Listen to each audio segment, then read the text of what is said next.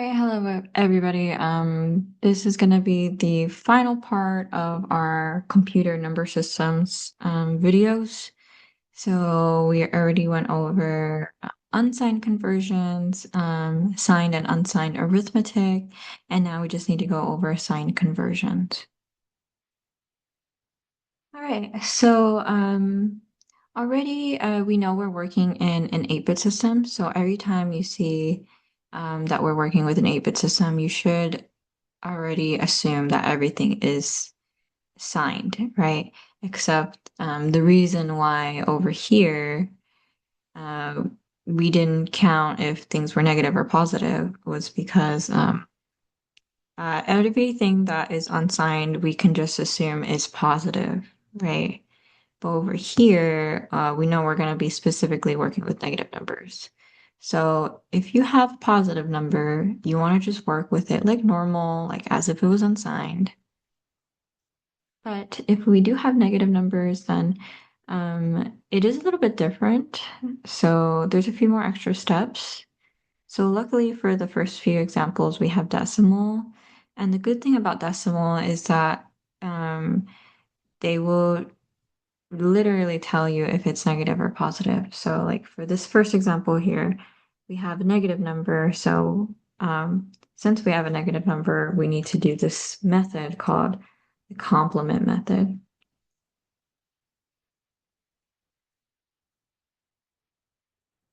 or CM for short.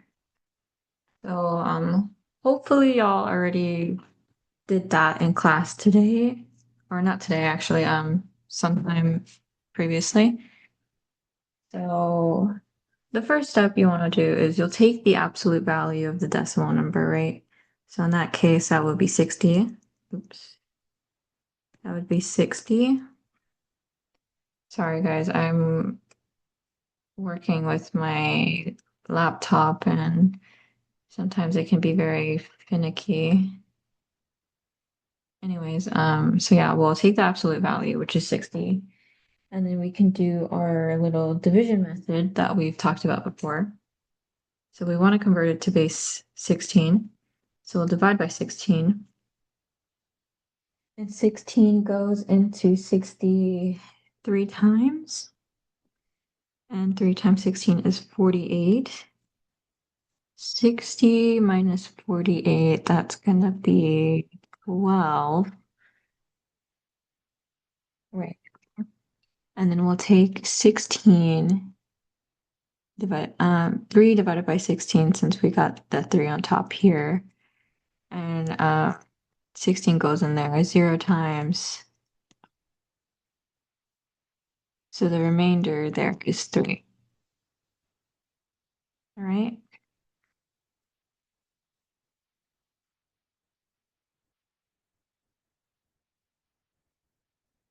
Okay, but we're not done yet. Now what we need to do is we'll need to take the system, highest number in the system. So for a byte in hexadecimal, the highest thing we can have is FF, right? Because those are the greatest values we have there.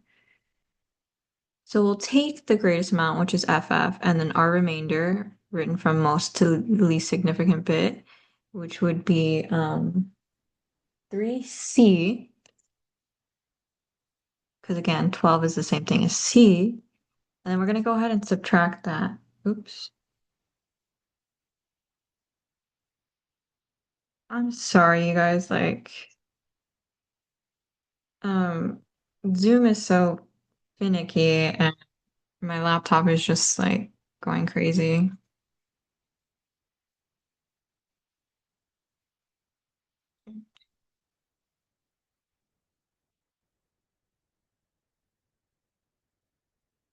Okay, I'm gonna just pause this real quick so I can get rid of.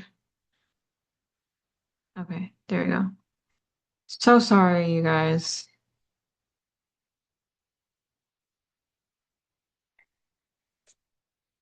Okay, back to what I was saying. So we'll subtract that from the system.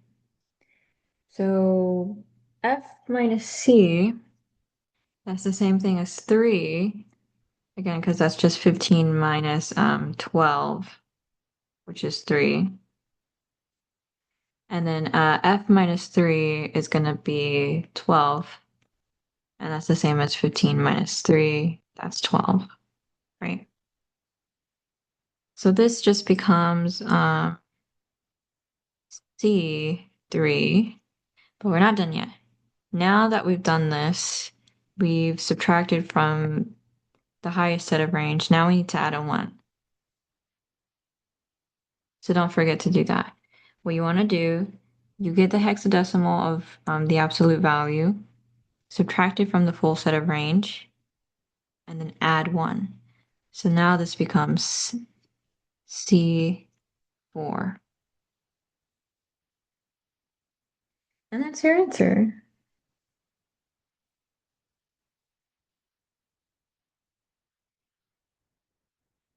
So again, I'll explain what I did here. You want to take the absolute value of your number, do your division method by the base, 16 divided by 60. I'm sorry, 60 divided by 16. Keep dividing the number you get on top. Write it from most significant to least significant bit. Take the largest range, which is FF. Subtract your remainder here, and then add 1. Seems a little bit tough, but that's the complement method. You only need to do that when you have you only need to do that when you have negative numbers, right?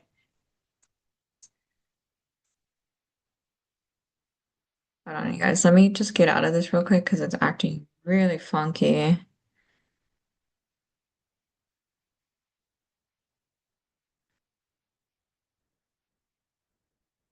It's because I have like lots of tabs open here for y'all. Okay. Okay. Looks like that's working now. So yeah, that's the answer for that example. So let's do it again. All right. So the reason why my laptop was being like all crazy and trying to like write with Zoom and everything was I forgot that it was low batteries and it low-key died while I was recording. So anyways, let's move on. Hopefully there's no more interruptions. So yeah, like we did before, we take the absolute value first. So we'll take 6 and make it positive. Great. And then we're gonna do same division method, except 16 doesn't fit into 6, so we'll just have 6, right? So all we have is 6 so far, but then remember we can just pad that 6 with the 0. It's the same thing. So we'll take the largest set from hexadecimals again, and then we'll take our remainder we got, which is just 6, and then we'll do our subtraction. So F minus 6, that's the same thing as saying 15 minus 6, and that's gonna be 9. Right? And then F minus nothing is going to be just F, right? Okay, and then now we need to add our 1. So then this becomes F8. That's our answer. And I didn't mention before, but we know these answers are right because look at our first digit of our hexadecimal number. Remember how I said previously that the range of hexadecimals is from 8 to F for negative numbers. So we know that these two are negative numbers because they both start with letters. So that's a way to kind of verify that you're doing it right. We did get a negative number, so the answer here should be C4, and then the answer here would be F8. All right, so that's decimal to hexadecimal. We can move on now to decimal to binary. The first example I have here is negative 59 to base 2 binary. So how we do that is the same thing. So we'll take the absolute value, except we're dividing it by 2 now since we want to convert it to binary. So 59 divided by 2, that should be 29. And that would give us 58. So now we'll take 29 divided by 2. That would be 14. This will give us 28. 14 divided by 2, that's 7. 7 divided by 2, that will be 3. 3 divided by 2, that will be 1. And then 2 divided by 1, that 2 goes into 1 0 times. All right.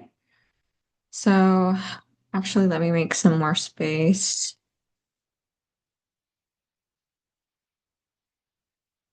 So now we can write this from most to least significant bit.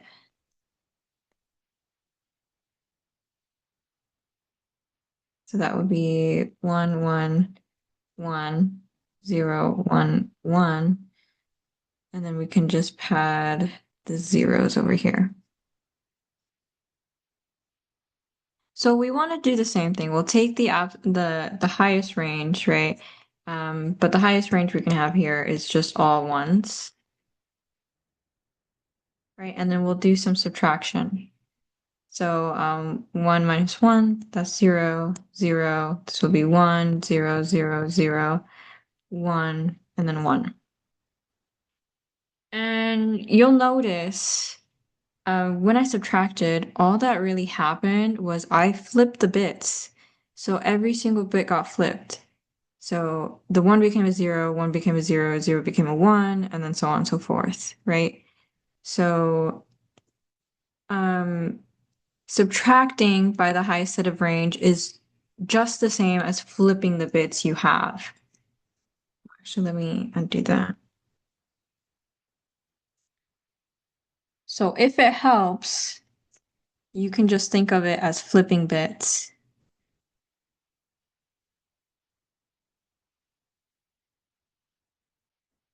But remember, we still need to add the 1 for the complement method. So this actually becomes this.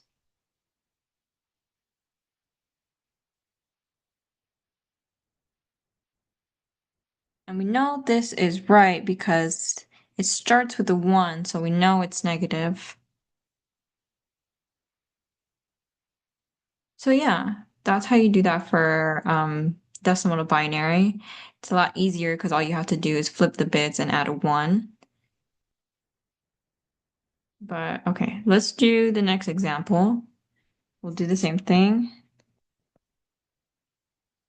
I believe this is 7. No, this should be 8. Yes.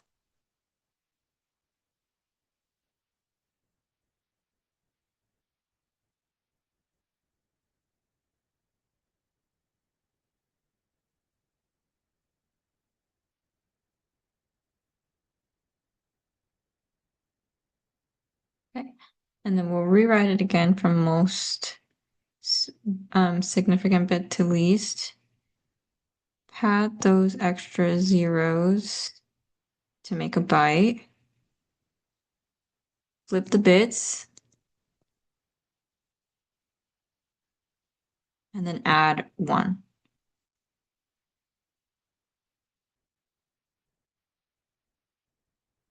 And that's our answer. Super, super easy, right? And you guys can double check this by converting this back to decimal. And I'll show you how to do that over here later on. But yeah, that's really it. You just flip the bits, add a 1. And even if it makes it easier, you can keep the first bit the same and then flip the others.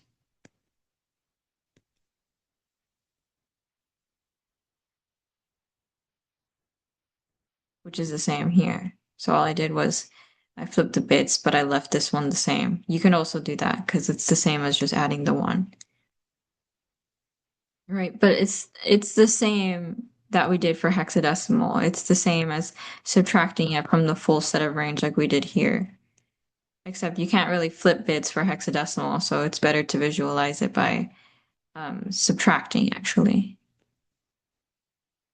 So yeah, that's decimal to binary.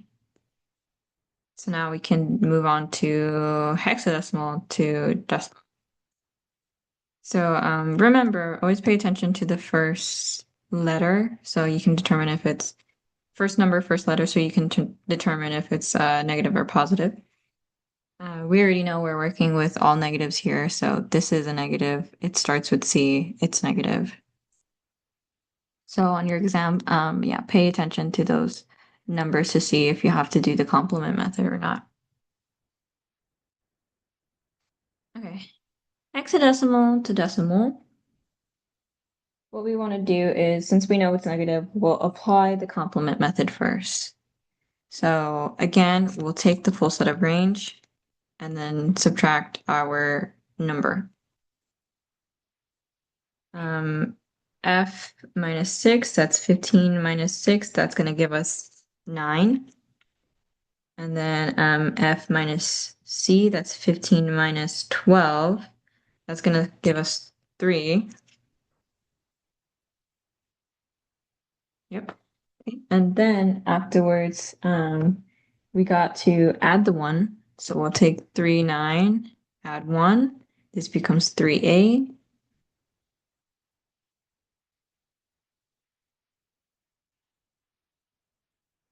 And then after that, we'll take that number that we just got, and then we'll apply our position notation, right? So let's take a look at the first number, which is 3.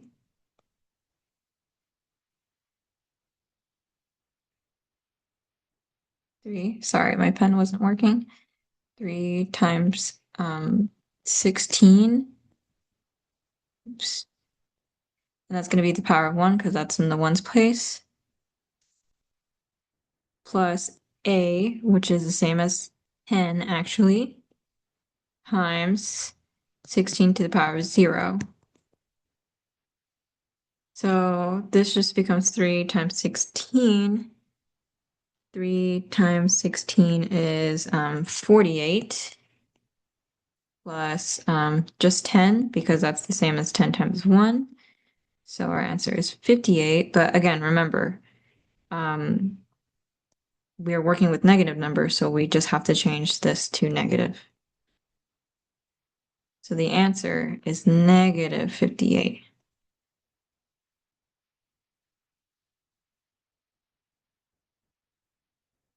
Again, so all I did was I subtracted C6 from the full set of range. I added the 1, and then I did position notation. And then I reintroduced that negative again. So yeah, that's how the complement method looks here. Remember, complement method is you subtract from the full set of range and then you add 1. Okay, let's look at this next example. So again, we're going to subtract our number from the full set of range. F is going to be 15. 15 minus 5, that's going to be 10, and we know that's the equivalent of A. And then 15 minus D, which is 13, that's going to give us 2. We'll take 2A, add 1, so this becomes 2B. And now we'll do position notation. 2 times 16 to the power of 1's place. Remember, this is 16 to the power of 1, this is 16 to the power of 0. Plus B, which is 11, times 16 to the power of 0. So this just becomes 32, because 2 times 16 is 32, plus 11, since 11 times 16 to the power of 1 is just 11 times 1, which is 11. So 32 plus 11, that's going to give us, oops, 43. But then again, reintroduce that negative. The answer here is negative 43.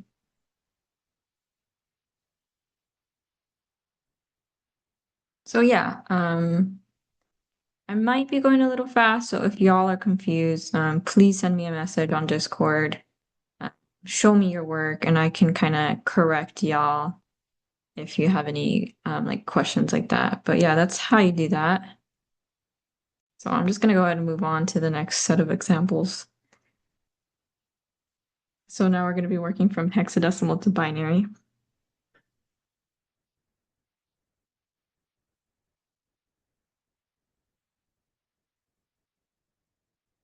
So luckily this is gonna be easy. It's kind of like how we did unsigned. We'll split up those two digits into 4 bytes each.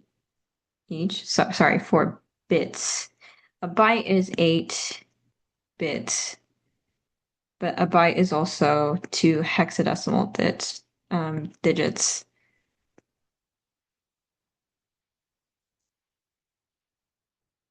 And that might be important to know later on when you actually start programming in MASM. All right. So C we know is the equivalent of 12. So that would be the same as 8 plus 4. 8 plus 4 is 12, and then we can leave the rest blank. And then 4, well, we have the fourth place right here, so we can just leave everything else blank, right? And here we stop. The reason why we stop is because this 1 right here indicates that we already have a negative number. So we don't need to alter the number in any way so that it changes to a negative number. It's already negative. So that's our answer.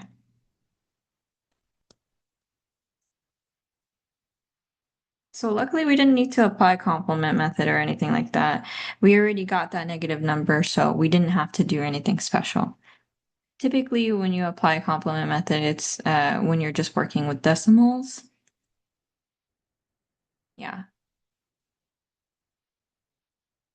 But over here, we're just working with hex and binary, and typically you don't need to do complement method for that. Okay. So just to reiterate that, we'll split up our D and our 4 for this example here. Again, we said 4 was just this, like we mentioned in our previous example up here.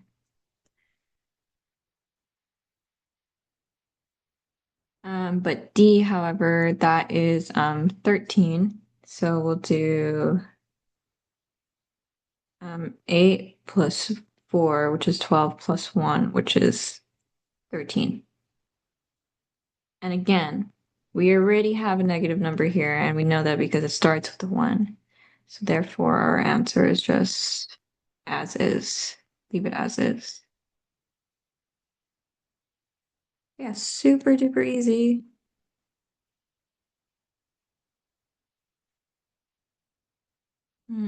Don't forget to do more practice just so y'all get familiar with it, like every iteration.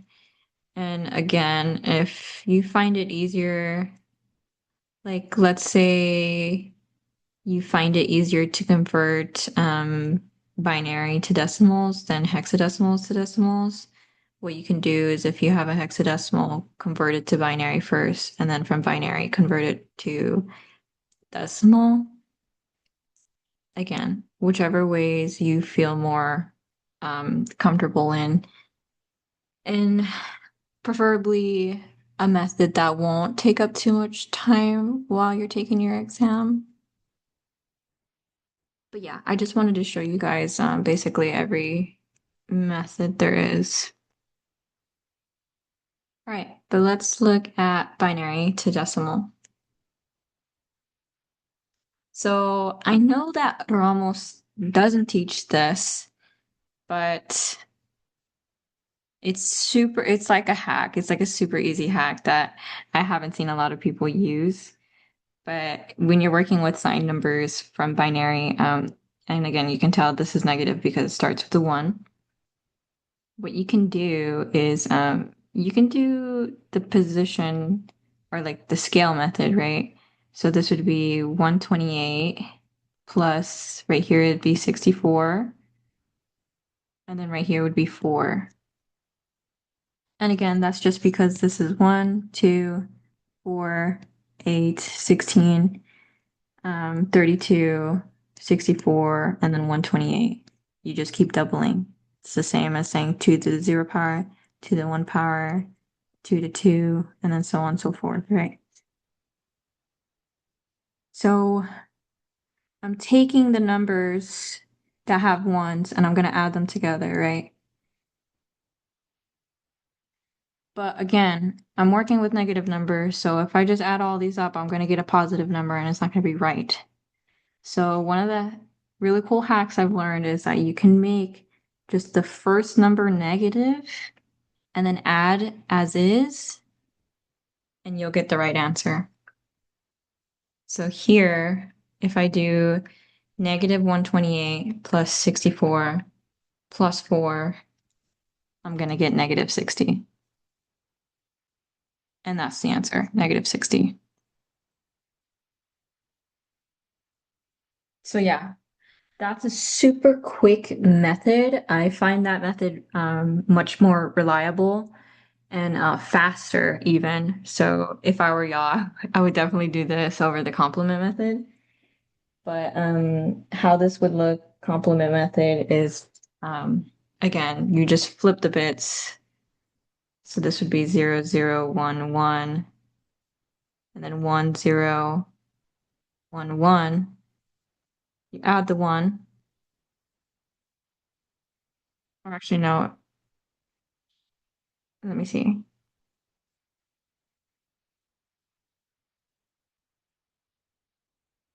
Well, actually play it safe. Let's just subtract from the whole set of systems here.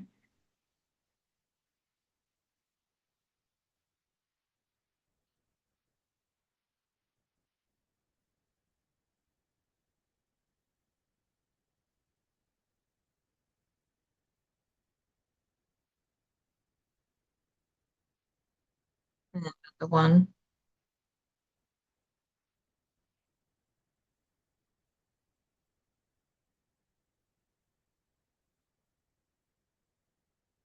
And then that becomes 32 plus 16 plus 8 plus 4,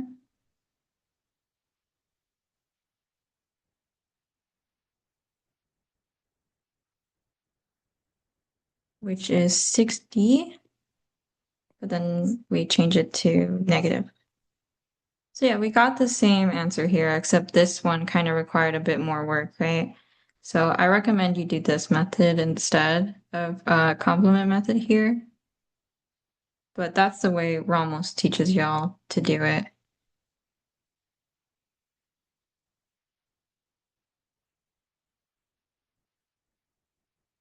Hold on. Let me just make a little bit more room.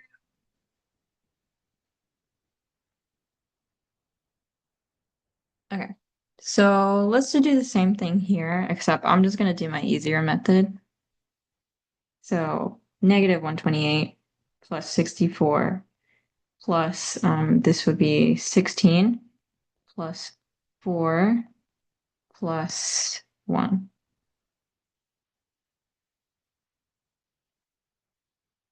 Let me just put that in my calculator.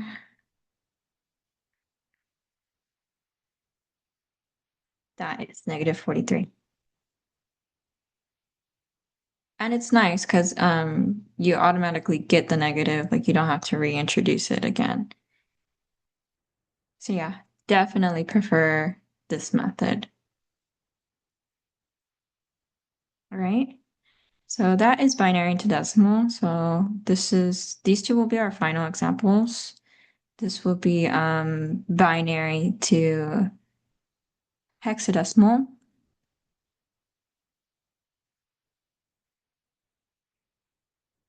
So again, all we really have to do is convert each um, 4 bits into the singular hexadecimal digit.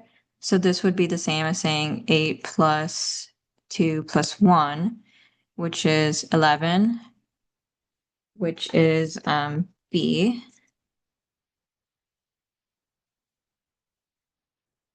And this would be 8 plus 4, which is 12. Oops, which is C. And we can stop just right here because we already know that this is negative since it starts with C. So our answer here is CB. Super duper easy. Okay. Next example. Again, this is 12, and I just know that because it's the same as that first example there. And this next number, that's just 8. So then this is the same as C8. And then we can stop since this is negative.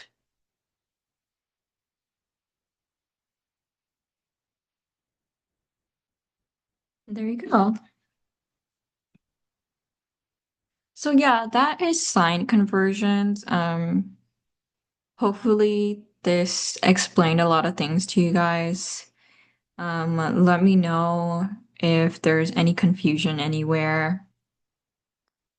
But yeah, that's basically the end of the number systems. The majority of the exam will be this, but they're kind of worth the least amount of points if I'm not mistaken. Uh, if you guys are already familiar with like all of these conversions, I definitely hopefully you skip this video and then you just moved on to the next topic. But yeah, feel free to message me if anything. But yeah, that's the final part of computer number systems.